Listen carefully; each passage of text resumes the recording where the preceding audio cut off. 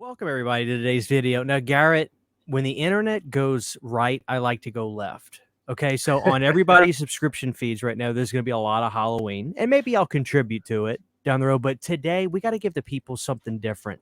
We're going the horror anthology route. Now, dude, for the last couple years, I've been seeing Creepshow 2 get a bigger and bigger and bigger fan base. And it's had one, don't get me wrong, but I'm seeing more and more people say, I like Creepshow 2 more than 1.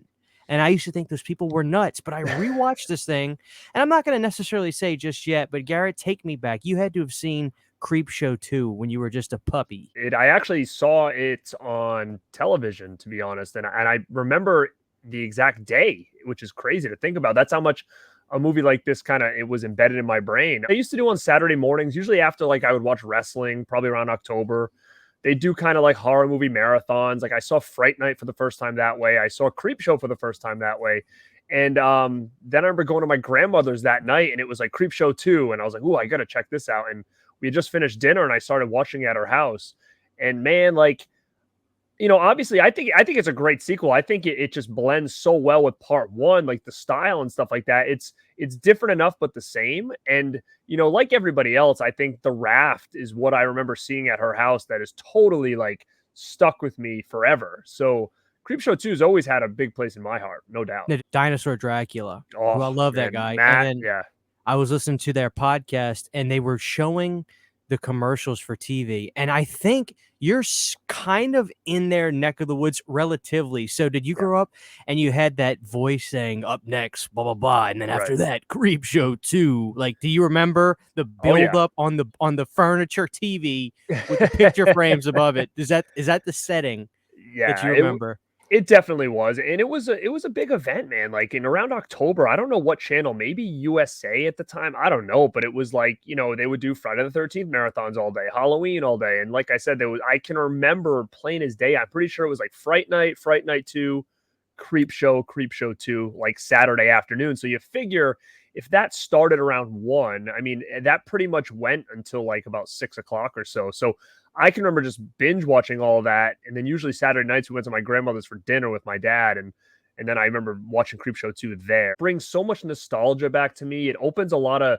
doors in my brain that I thought were closed, and that's kind of what I find I really love about doing YouTube or listening to other people is like when they can get my brain to open these doors that I thought were shut and be like, "Oh my god, I remember that." Like that's special, and I want to be able to kind of bring that to people as well because it's so powerful to have that nostalgia. I love Creepshow. I think that's not only one of the best George Romero films, but I also think it's one of Stephen King's coolest works he's been involved with.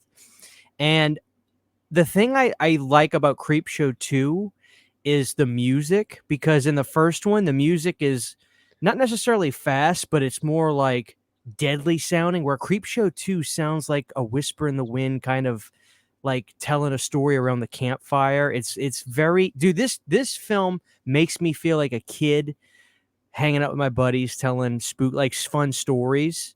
The vibe of this one is, I think it really charms you more than the first, in a different way. Like this one charms me, and it hits me in like my youth adolescent vibe really hard with the music, and Tom Savini being that gremlin male guy. He's not a gremlin, but like he's Right. ugly, right? He's ugly. Yeah. He's kind of almost like the realistic version of the creeper, really. Like that's what he is, right? Like he's almost because in part Right. one, like the creeper was more like a skeleton. That's what he's called, right? The creep or the creeper. That's what we're gonna go with.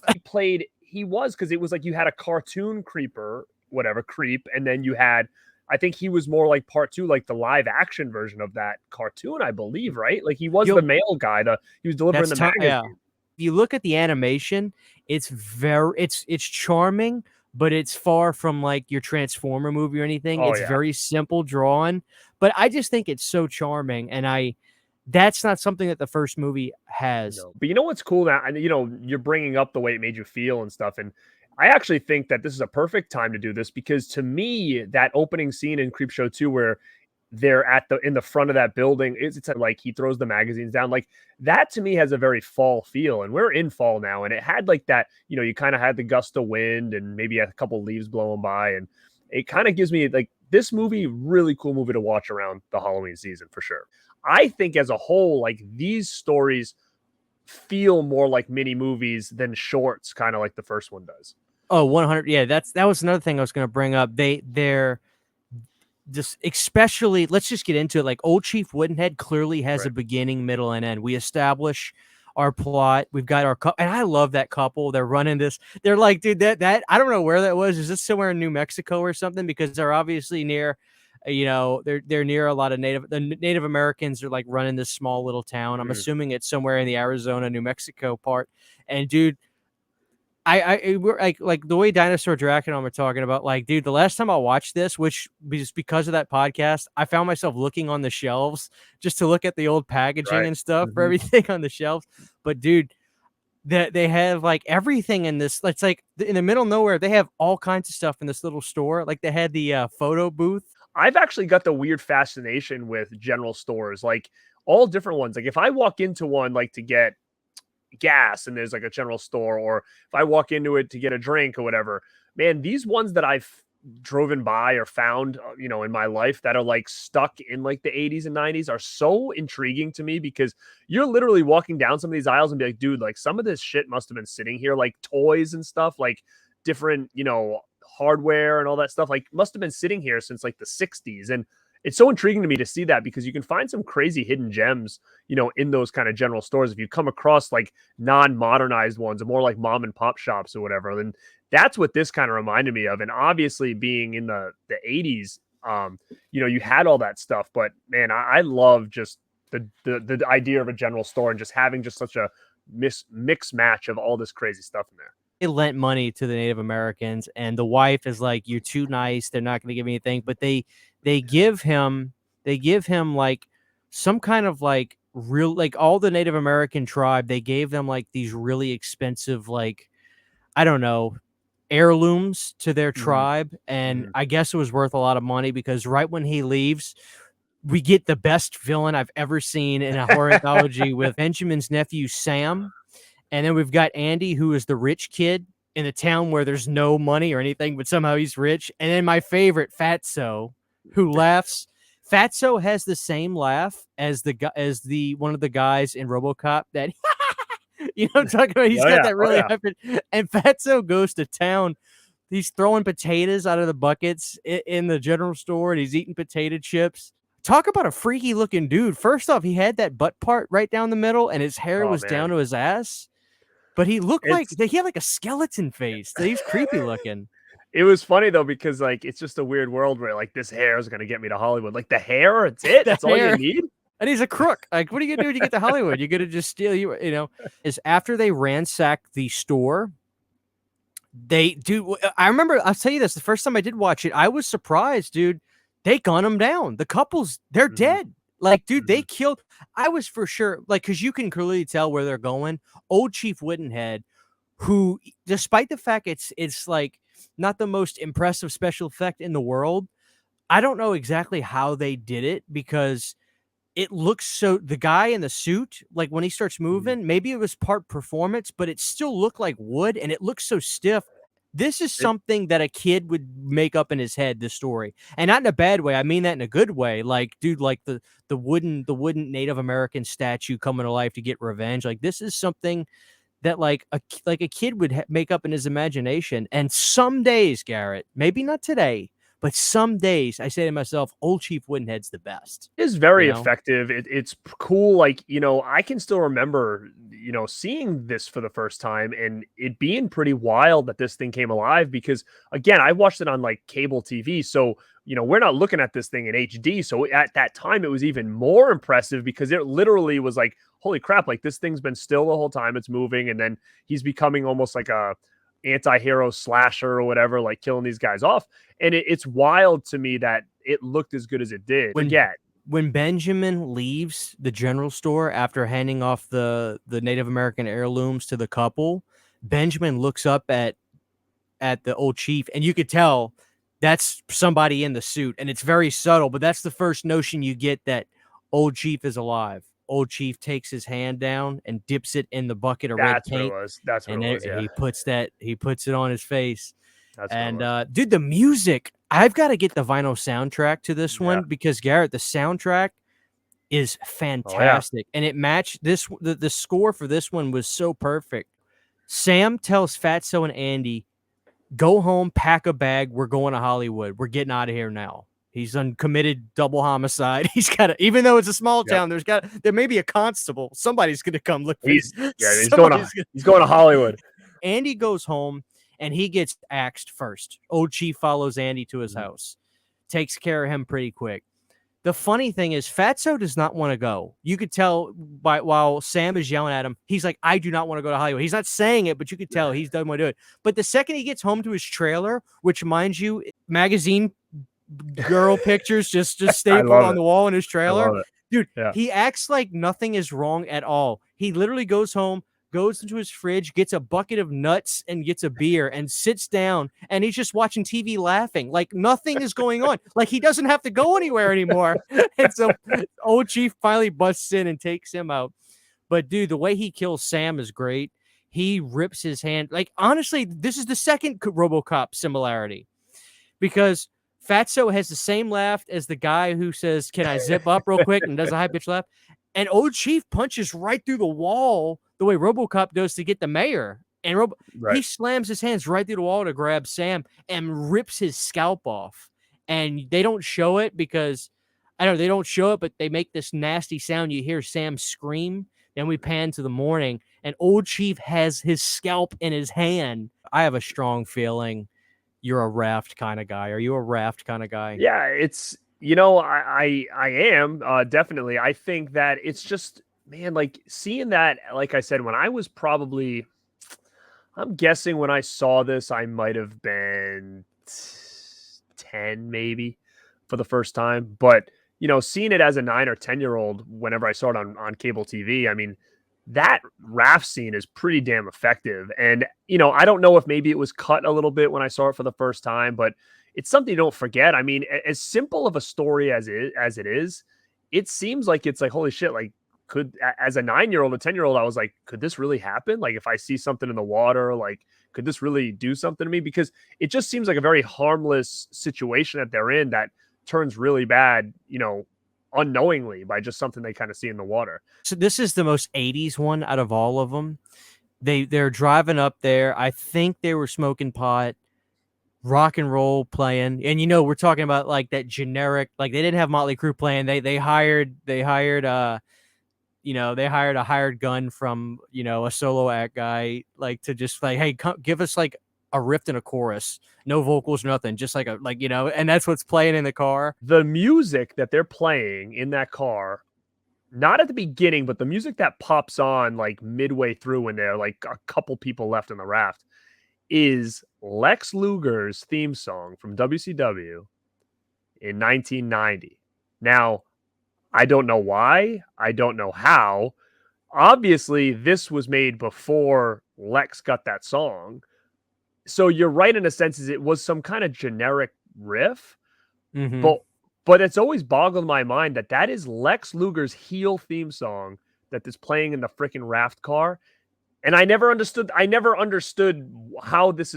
that happened. Like it was something that's been like eating away at me forever to a point where when Mondo came out with the vinyl, I bought it thinking I would have Luger's theme song on there, and it's not on there. And I was like, "What? It's not even on here!" Like, and because Oh, to me, it's so crazy. Like if you look up 1991 Heel Luger, like that's the song that's playing on the radio in the car. It's wild, man. It's wild. I actually did an Instagram post about it, and it's pretty freaking crazy to me. And obviously, this came out before he had it, so I don't know. It must just be some kind of like non-copyright riff or something.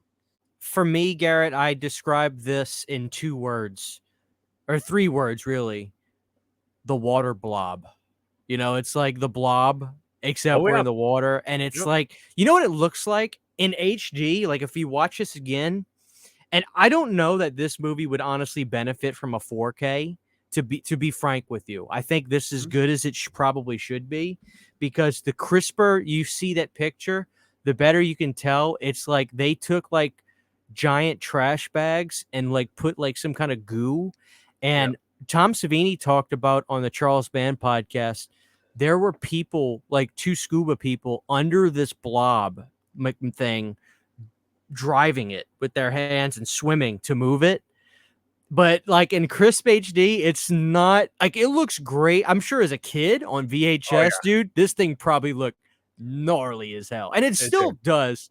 But Mhm. when there's this overhead shot you get on the Blu-ray and you see it move down screen, it looks like trash bags and Play-Doh Yeah. and goo. When they get stuck in that stuff and they're in the water, like, great effects, man, on this.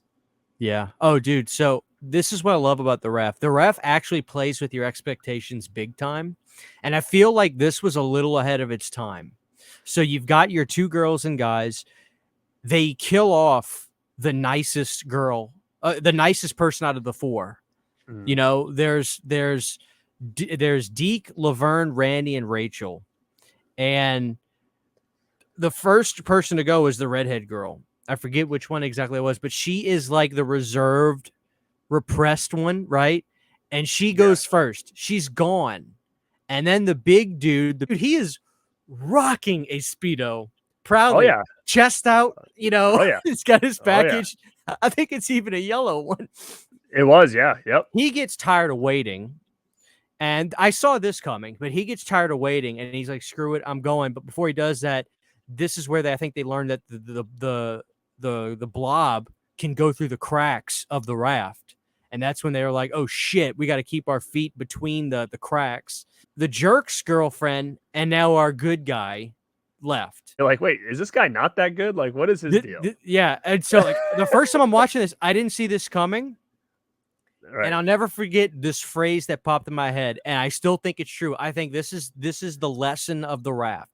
So after they spend basically all night protecting each other and trying to like stay alive, they wake up and he wakes up and he looks around. He doesn't see the blob. And all of a sudden this girl's starting to look really good to him. And I'm thinking to myself, no, he's not. And this is where we get some TNA action.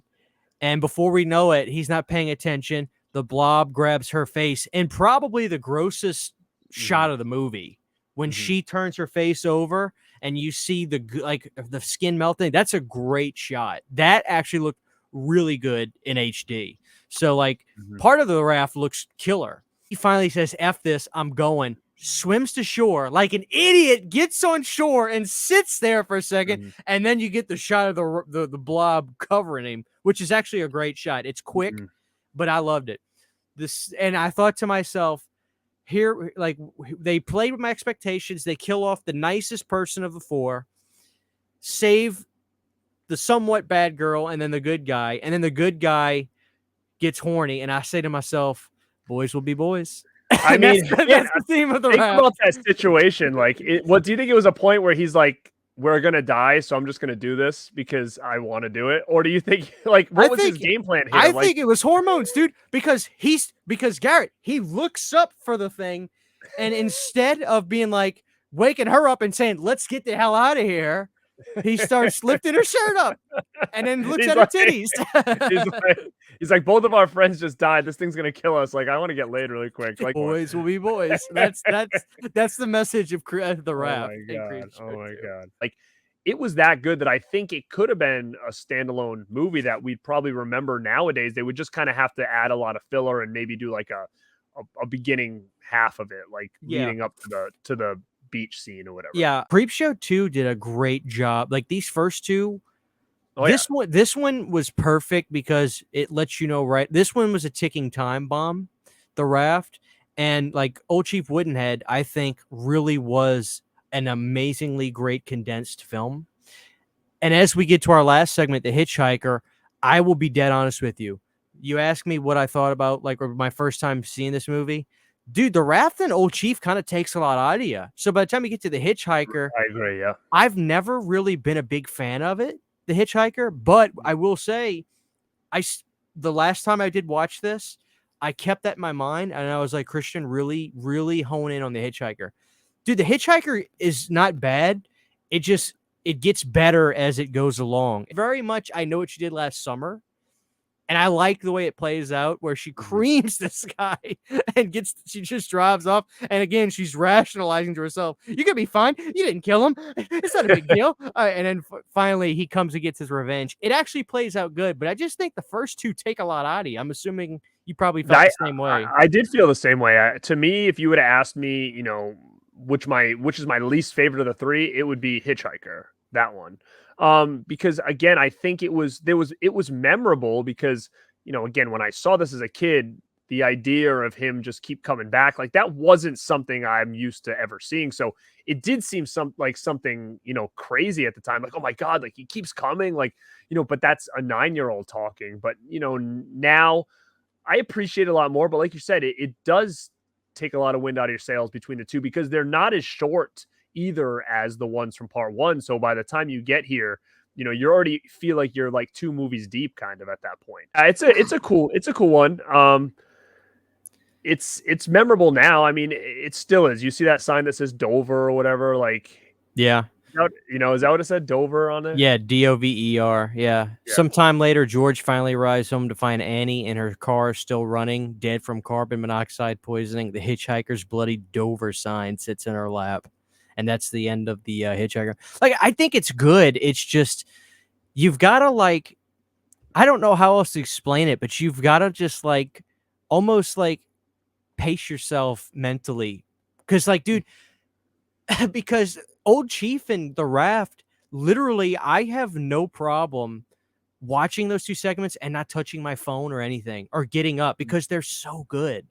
Mhm. So, but like by the time you get to the Hitchhiker, it's like you've gotta watch it with the intention of knowing, be ready for the Hitchhiker because it is good and I love it. But I think there's I a think it's different tone to it too. Like the other ones were fun and kind of campy in a way, and like by the time you get to Hitchhiker, it's more like they try to make the beginning serious with the woman like having the it affair, could and have then been it's in like part one. Yeah, yeah, it could like have been it's in a part dark one. road that she's driving on, like it's not as like fun. Like even the first one with Woodenhead, like it's just there's a campiness to it that's interesting. And obviously with the Raft, it's like summer or whatever, and it feels like more like energetic. Where this one had like almost dismal kind of tone with like the rain and stuff. And I think that didn't help it either, being this far in. You lose that child whimsical Mm, kind of like because the first one again, it's like, dude, the statue of a Indian warrior coming to life. That's something I would think about as a kid if I mm, walked past it. And as a kid, dude, just being on a if you're on a raft, dude, I would totally that's something I would totally think of some monstrous, disgusting thing. Just like if I got in the mhm. water and it swallows me whole. And this one, it's about adultery and breaking the law. So maybe now we should like the Hitchhiker more because we can relate to it. Right. It's that's it. We'll start giving praise to the hitchhiker, like just keep talking about it until it catches like fire again. Billy leads his pursuers into a vacant lot swarming with in and out controlled plant growth. As he rides into what seems to be a dead end, Rhino and his gang move in to pummel Billy, only to learn that the bulb they smashed was not the first one Billy ordered. A quintet of giant Venus flytraps emerged from the surrounding weeds and devoured the thugs one Like by so one, random. saving Rhino for last and spitting out his boot. Billy opens his copy of Creepshow to display the advertisement for the giant Venus flytrap he ordered, reaffirming the audience that they eat meat. So this is kind of like in the same vein of the Willies. Kids are dying in this Right. movie. But like you look at that and you're like, it's so weird. Like, especially now, you're like, why did they choose like the Venus flytraps and stuff? But again, like you said earlier, like as a kid, like those are the type of stories you'd make up in your head, right? Right. And as a kid, I think that this movie I think it was made for someone like my age when I saw it because it stuck with me. It was scary enough, but not over the top, and to have that wraparound animated story, I think it really kind of was something that they wanted kids at a certain age to kind of check out because it kind of hovered that line back then of horror but not too over the top. No, going through Creepshow 2 this last time, man, like I really wanted to revisit it because whenever I talk about Creepshow 1, I'll never forget I reviewed Creepshow because I hadn't done it and I really wanted to talk about it because my favorite segment of all time from Creepshow is the cockroaches. That's my favorite one. And dude, my comment section was Creepshow's great, but dude, Creepshow 2 is it for me. And I had been a while since I watched it, and I was like, are people, it's like, are they right? Is it better? And I don't know if better is the right word, but I think Creepshow 2 is as good at what it's trying to do as Creepshow 1 is. Like, dude, this movie, Creepshow is like a big main eventer for me when I want to have a great time and watch a great George Romero film. But Creepshow 2 is the movie you bundle up on the blanket with a big old bucket of popcorn and on a nice crisp fall night like this, and you just get charmed with the music and the cartoons. And I think it does what it does just as well in a different way, dude. And you got to give it credit because it's hard to do stuff with kids. Like, don't get me wrong, Return of the Living Dead 2 is one of my favorite. I love Return of the Living Dead 2 because it's got kids in it. But this movie really blends that style of having a semi kid centric movie, but still being like, I don't know, just a damn good horror film that pushes the envelope with stuff like the Raft. So, dude, I can kind of see how people can say Creepshow 2 they give it the edge. It's on par, no doubt. I did a show about greatest sequels of all time, and of course, this was one of my first ones I put in because to me, it's like it's right on par, and I think you nailed it on the head with, it's that movie that you just want to bundle up. It to me, like right now, just talking about it, and it's been, I don't know, it's probably been a couple of years, probably 2 years since I've seen it. So, a part of me is like, right when we're done this, I'm going to go bundle up on the couch and I'm going to watch this thing because it's an easy watch and it gives you like a cool feel of like being a kid again. Like it's the type of stuff I was watching all the time, like as a kid. So for me to kind of just, it's a comfort movie almost. And I think like you said, it just nailed it on the head of like the feeling that you get when you watch something like this, because you don't take it serious. It's fun, it's campy, and it's definitely a good time for sure. Watch a cartoon segment of, little Billy riding his bike, and you can also watch, a guy, instead of saving his life, look at some titties, and then both of them die. So Well, now that you say that, I'm like, shoot, maybe I should go back and say, yeah, this is not made for kids then, because I forgot totally about that scene. Like, it's just that's why I said this movie somehow threads together, feeling like a kid, and then not feeling like a kid. I don't know. So, yeah, right. Like, I actually think, I think this is a great Halloween movie. The anthologies, you can't really beat them. I mean, no. dude, there's like a good anthology. I think it's hard to beat, especially this time of year. And I think Creepshow 2 is the one. We're gonna make it the one this year. Hell, let's do it, man. Like I said, I'm gonna watch it right now, and I'm sure I'll probably post something about it and whatnot. So, yeah, I totally agree. I think it's one that if anybody hasn't seen it, you gotta watch it. I'm sure most people have seen it, but give it a rewatch because again, I think you'll find a more appreciation for it, especially if you're a big fan of the first one. Yep. Well, there it is, guys. Thanks for checking out this video and going down the Creepshow 2 memory lane with us. We do hope you enjoyed it. And I want to thank Garrett from Born to Be Rad for hopping on and going down the memory lane train with me tonight. Hey, man, I appreciate it. Like I said, I love this one. I've got a lot of memories, built in my head from the first time I saw it. So I was happy to come and talk some Creepshow 2. Yep. Well, we'll do another one soon. Who knows what it will be? We did the Willies. Now we're doing Creepshow 2. So we doing only anthologies now? Is that the plan? I mean, we did the Willies, we did this. It's just like, might as well just do Tales from the Dark Side next. Probably so. Thank you, guys. We'll see y'all next time.